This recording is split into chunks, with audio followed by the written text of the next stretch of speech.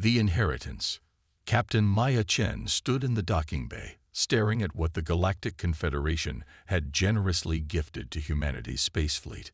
The FSV Afterthought hung suspended in the magnetic clamps, its dull gray hull spotted with patches of mismatched metal and repair marks. Even from this distance, she could see outdated weapon mounts and the telltale irregular outline of a propulsion system, at least 3 generations behind current Confederation standards. "This is it?" Lieutenant Commander Reza Delir asked, scrolling through the technical specifications on his datapad.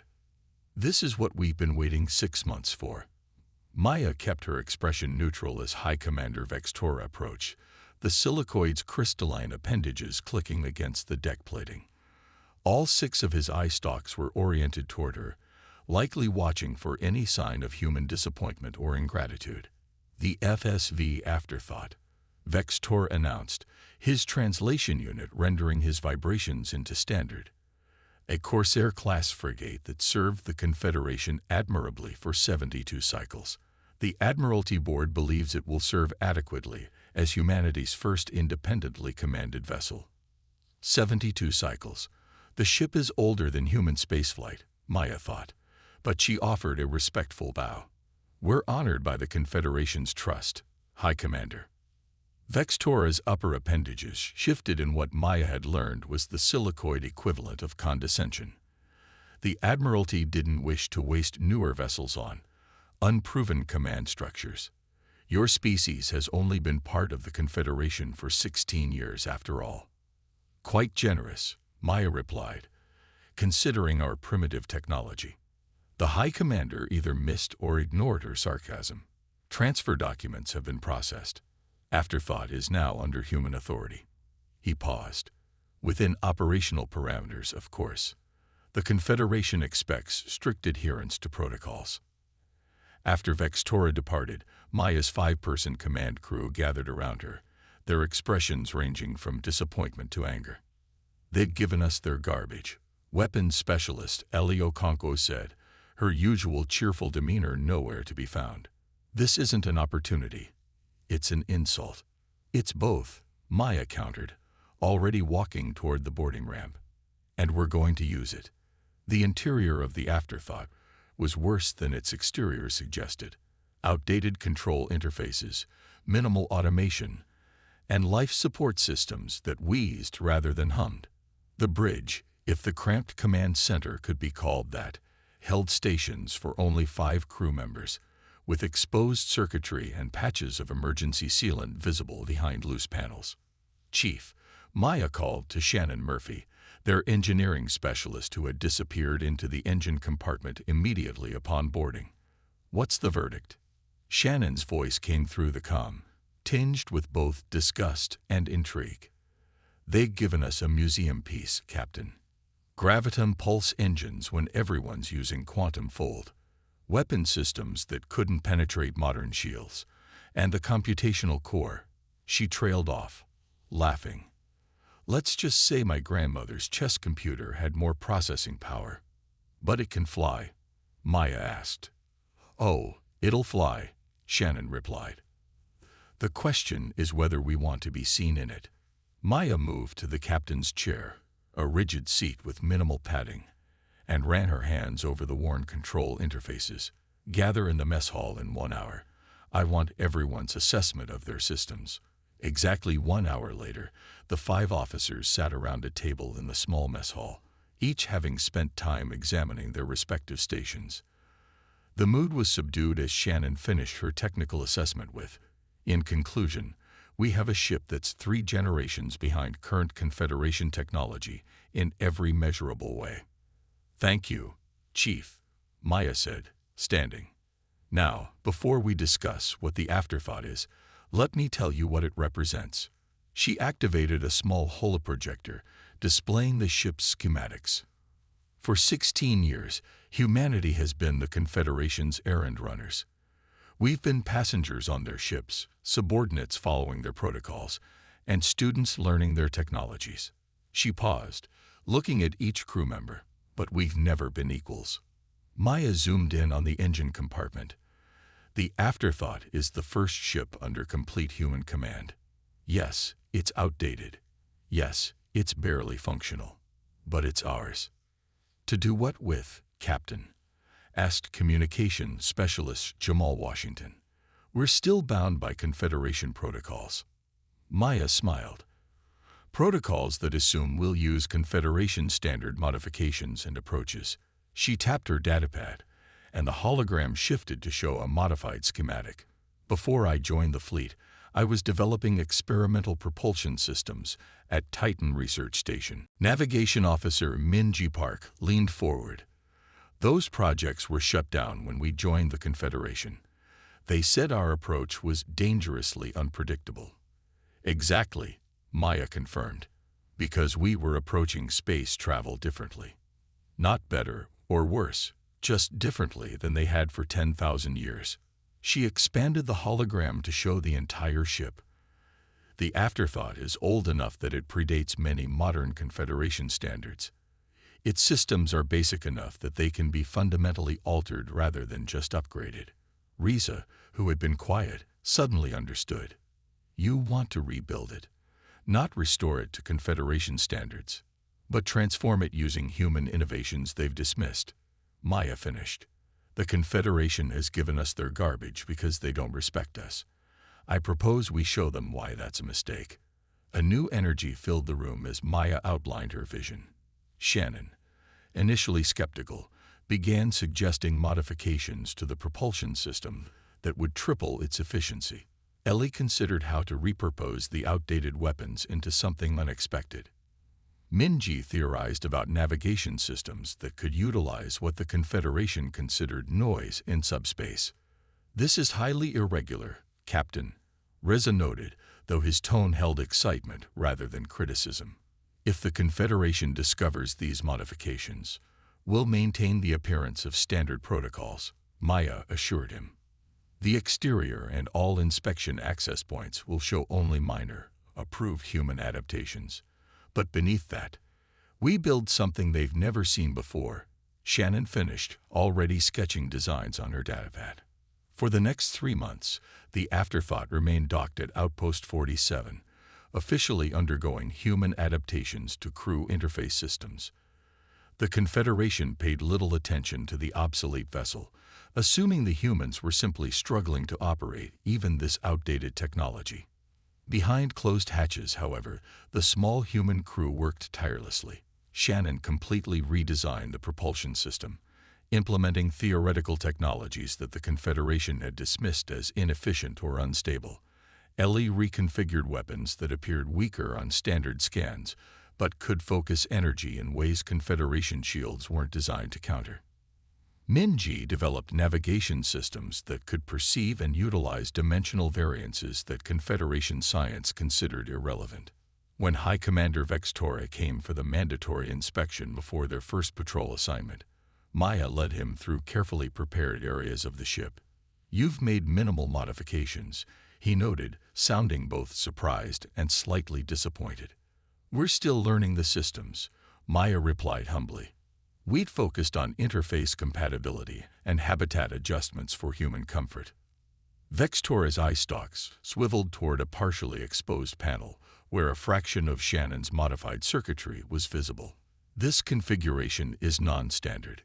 Human neural processing functions differently, Maya explained, using the excuse they had prepared. Our reaction times require adjusted input sequencing. The High Commander seemed unconvinced, but had no grounds to object since the modifications appeared superficial and within allowed parameters for species adaptation. Your patrol route will cover the outer territories of Sector 7, Vextora informed her, transmitting the data to her pad.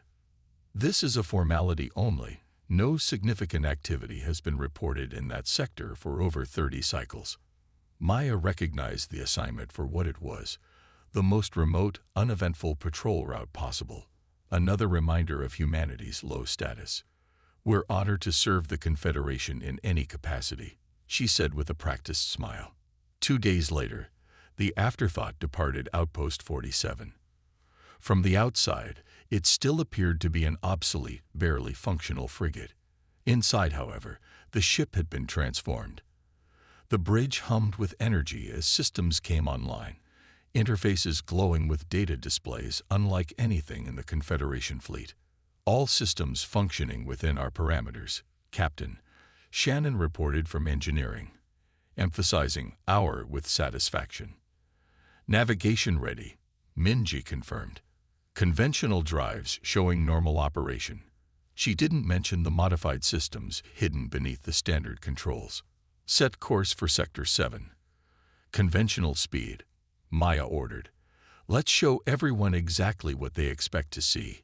Humans struggling with outdated technology. The afterthought moved slowly away from the outpost, its engines producing the expected inefficient thrust signature. Several Confederation officers watched from the observation deck, some making barely concealed gestures of amusement. Once they cleared tracking range, Maya nodded to Minji. Engage modified propulsion when ready. Minji's fingers danced across her console.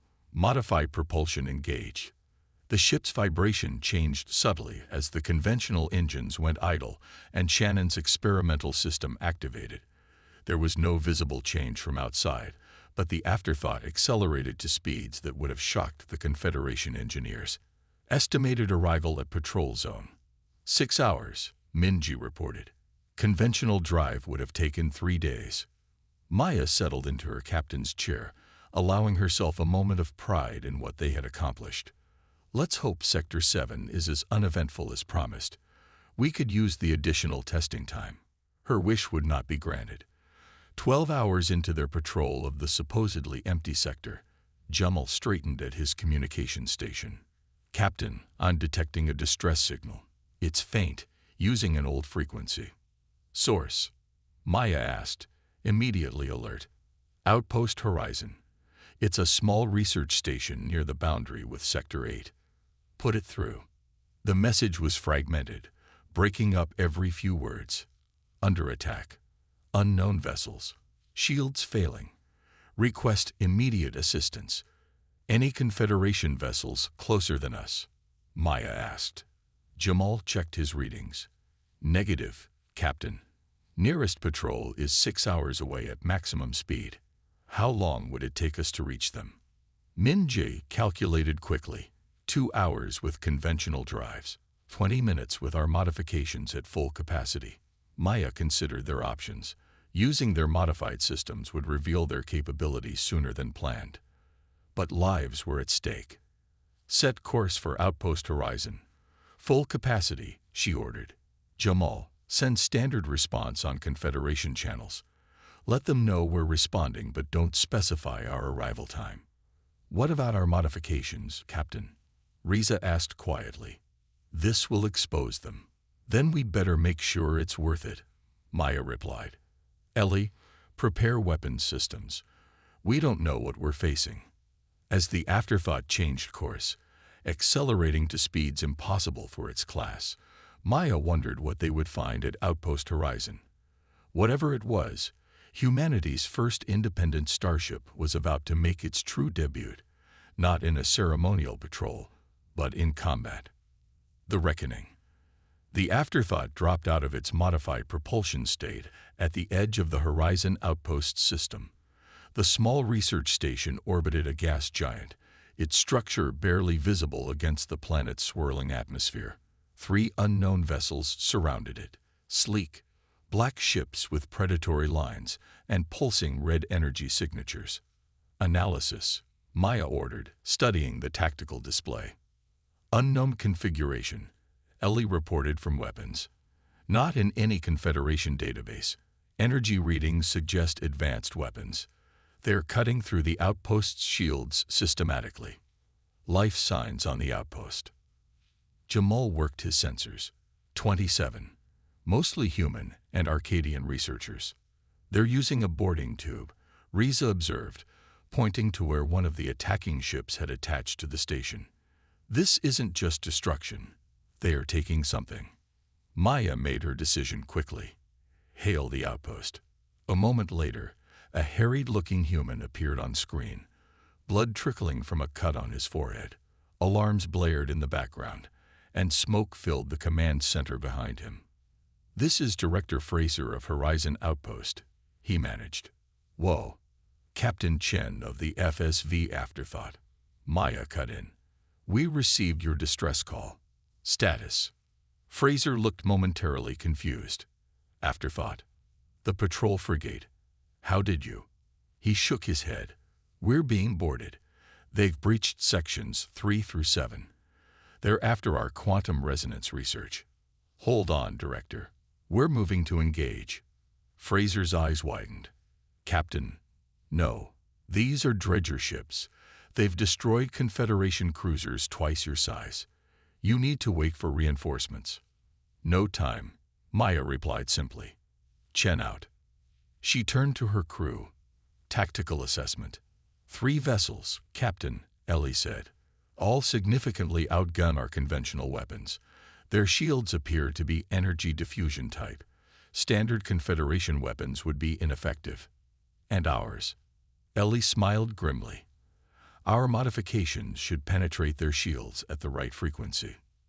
"Minji, bring us in fast. Approach vector that keeps the outpost between us and 2 of the vessels. I want to isolate 1 target initially." Maya turned to Shannon. "Divert all available power to Ellie's weapons. Keep just enough in propulsion for immediate maneuvers." "Aye, Captain," Shannon acknowledged. "Weapons at 200% of designed capacity." "Commencing approach," Minji reported, her fingers dancing across her navigation panel. The Afterthought accelerated toward the outpost, its conventional appearance belying the modified systems humming beneath its hull. On standard sensors, it would appear to be a slow, outdated frigate, right until it wasn't. "They've spotted us," Jummel reported. "Receiving transmission in Confederation standard." "Put it through." A harsh, guttural voice filled the bridge. "Confederation vessel. This is Commander Volk of the Dredger Dominion. Retreat immediately or be destroyed." Maya nodded to Jummel to open a channel. "This is Captain Chen of the FSV Afterthought. You are attacking a civilian research outpost in Confederation space. Power down your weapons and withdraw." A rough sound that might have been laughter came through the comm. "A lone frigate, and an obsolete one. Your courage is noted. Human, but misplaced. Final warning. Retreat or be destroyed. We will claim what is ours." "Close channel," Maya ordered. "Ellie, target the ship currently boarding the outpost. Focus on their attachment point." "Target locked," Ellie confirmed. "Firing solution ready." Fire. What appeared to be a standard, underpowered Confederation beam weapon lanced from the Afterthought. Instead of the expected diffuse energy that would harmlessly disperse against dredger shields, the beam coherently passed through them, focusing precisely on the boarding tube connecting the enemy ship to the outpost.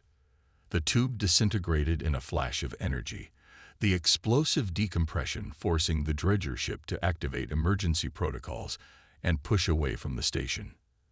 "Direct hit," Ellie reported, unable to keep the satisfaction from her voice.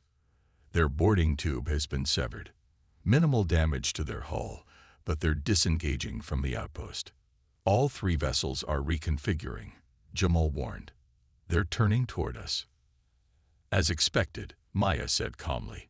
"Minji, evasive pattern delta. Ellie, defensive systems online. Shannon, how's our power curve?" "Holding steady, Captain," Shannon replied from engineering. "They still think we're a standard frigate. Their targeting systems are calibrated for conventional evasion patterns." The bridge crew worked with focused precision as the Afterthought danced through space, avoiding the majority of enemy fire while the few hits they took were absorbed by modified shields that appeared to be failing on standard scans, but actually redirected energy through complex pathways. "Their confusion is buying us time," Riza observed, "but they're adapting quickly." Maya nodded. "Ellie, target their weapon emplacements. Sequential firing, pattern we discussed." "Ready, Captain." "Execute." The Afterthought fired again, this time a rapid series of seemingly weak pulses that struck the lead dredger ship at precise intervals. Each shot alone would have been insignificant, But together they created a resonance cascade that disrupted the enemy's weapon synchronization. Direct hit on weapon systems. Ellie confirmed. Their main batteries are offline. Captain, Jamal broke in urgently. I'm receiving a priority transmission from the Confederation. High Commander Vextora. Maya hesitated only briefly. On screen, Vextora's crystalline form appeared, his eye stalks rigid with what Maya had learned was anger. Captain Chen, what is the meaning of this? Your vessel is registered at coordinates in Sector 7. Yet we are receiving reports of engagement with hostile forces at Outpost Horizon. Explain immediately. We received a distress call and responded, Maya replied, flinching as the ship took a hit from one of the remaining dredger vessels. The outpost is under attack by forces identifying themselves as the Dredger Dominion. Impossible, Vextora stated. The afterthought is incapable of reaching Horizon from your patrol route in this time frame. Evidently not, High Commander. Another impact rocked the ship. Request permission to continue defense operations. Outpost Horizon has 27 crew members at risk. Vextora's appendages clicked rapidly. Negative, Captain Chen. The afterthought is not combat rated for dredger engagement. You will withdraw immediately. Confederation reinforcements will arrive in approximately 4 hours. The outpost won't last 4 hours, Maya countered. With respect, High Commander, we're already engaged. The dredgers have suffered damage, and... This is a direct order, Captain. Vextora cut her off. Withdraw your vessel or face court-martial for violation of Confederation protocols. Maya looked around at her crew, seeing the same resolve in their eyes that she felt. Understood, High Commander. Chen out. She nodded to Jamal, who cut the transmission. Orders, Captain. Riza asked quietly. Nothing has changed, Maya replied. We protect the outpost until evacuation is complete or reinforcements arrive. She turned to Jamal. Contact Director Fraser. Tell him to begin emergency evacuation protocols. How many escape pods does the outpost have? 4 standard pods, capacity 6 each. Jamal reported after checking the database. That's not enough for everyone, Maya calculated. Minji, bring us alongside their main docking port. Riza, prepare for emergency evacuation procedures. We'll take on as many of their personnel as possible. As the afterthought maneuvered toward the outpost, the dredger vessels intensified their attack, recognizing the humans' intentions. Shields at 63% and dropping, Shannon reported. Our modifications are holding, but not indefinitely against this firepower. Acknowledged, Maya responded. Ellie, focus defensive fire on creating a corridor to the outpost. We need to give them a path for evacuation. For the next 20 minutes, the afterthought held position near the outpost, absorbing punishing fire from the dredger vessels, while the research station personnel evacuated. The frigate's modified systems performed far beyond its design specifications, but even human ingenuity had limits. Final group boarding now, Jamal reported as the docking tube connected their ship to the outpost. Director Fraser is confirming all research data has been purged per emergency protocols. Shields at 27%, Shannon warned. Hull breaches on decks 3 and 4. Emergency containment holding. Maya nodded grimly. Once all personnel are aboard, detach from the outpost and set course away from the dredger vessels. Maximum conventional speed. Conventional speed? Minji questioned. Captain, they'll overtake us within minutes. Unaware, Maya replied. Jamal, open a secured channel to Engineering Station V7. Channel open, Captain. Maya took a deep breath. System Omega. Authentication, Chen 7 Delta 9. There was a moment of silence on the bridge before Shannon's voice came through, uncharacteristically solemn. Confirmed, Captain. System Omega initializing. Time frame. 5 minutes after we clear the outpost. Make sure all evacuees are secured in interior compartments. Understood. Riza moved closer to Maya's chair. Captain, System Omega wasn't part of the brief modifications. No, Maya agreed. It wasn't. She faced her first officer directly. It was a contingency Shannon and I developed. The last resort. Understanding dawned in Reese's eyes. The experimental dimensional resonance technology from Titan Station. The one the Confederation banned. Maya nodded once. The very same. All evacuees aboard and secured, Jummel reported. Docking tube detached. Minji, get us clear of the outpost. Conventional drives only, just as they'd expect from a retreating frigate. The afterthought pulled away, moving at the speed expected of an outdated Confederation vessel. As predicted, the 3 dredger ships immediately pursued, closing the distance rapidly. They're targeting our engines, Ellie warned, attempting to disable rather than destroy. They want our technology, Maya said. And the research data they think we rescued from the outpost. 60 seconds to weapons range, Minji reported. Maya opened the shipwide comm. All hands, this is the captain. Secure for emergency maneuver and prepare for potential system overload. She paused. It has been my honor to serve with each of you. She closed the channel and turned to Shannon. Status of System Omega. Primed and ready, Captain. The dimensional resonance cascade will create a localized subspace rupture. Estimated effect radius, 8,000 kilometers. And the afterthought. Shannon's voice was level. We'll be at the center of the rupture, Captain. Maya nodded solemnly. 30 seconds to activation. Jamal broadcast on all Confederation frequencies. Priority alert. Warn all vessels to maintain distance from our coordinates. The dredgers are hailing us, Jamal reported. They're ordering our surrender. No response necessary. Maya looked around at her bridge crew. What we've built here, what humans can accomplish when we think differently, it won't be forgotten. 10 seconds to Omega activation, Shannon reported. The pursuing dredger vessels closed to firing range, their weapons charged and targeting the Afterthought's engines. System Omega. Activated, Shannon confirmed. For a moment, nothing seemed to happen. Then a subtle vibration began to build throughout the ship. The space around the Afterthought appeared to warp slightly, light bending in impossible ways. Dimensional resonance cascade initiating, Shannon reported, her voice calm despite what was coming. Rupture forming. On the view screen, the dredger vessels began to pull back, their sensors finally detecting the anomaly forming around the human ship. But it was too late. Space itself seemed to fold inward, collapsing toward the Afterthought before explosively expanding outward in a wave of energy unlike anything the Confederation had witnessed before. The dredger vessels were caught in the dimensional shockwave, their structures twisting and distorting before breaking apart at the atomic level. At Confederation headquarters, High Commander Vextora and the Admiralty Board watched in stunned silence as sensors recorded the impossible event. An obsolete frigate creating a weapon effect that their most advanced science had deemed theoretically impossible.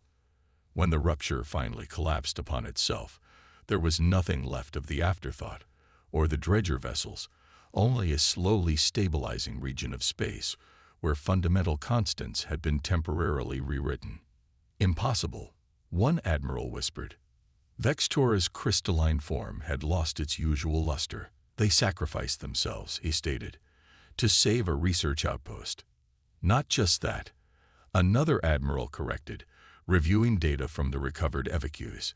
The dredgers were after quantum resonance technology that could have fundamentally altered the balance of power in this sector. The humans prevented that technology from falling into enemy hands. At the cost of their ship and crew, Vextora acknowledged, using technology we had dismissed as impractical. The recording ended, but the implications would echo through the Confederation for decades to come. The humans, the newest, supposedly weakest species in the Alliance, had demonstrated not only technological innovation beyond what was thought possible, but a willingness to sacrifice everything to protect others. 6 months later, a new class of Confederation vessel was commissioned, incorporating principles derived from analyzing what little data remained of the Afterthought's final moments. Its name, the Chen-class dimensional frigate, and on its hull, beneath the Confederation emblem, a new motto was inscribed: not strength alone, but vision. The weakest ship in the fleet had become the most powerful weapon ever deployed, and changed how the galaxy viewed humanity forever.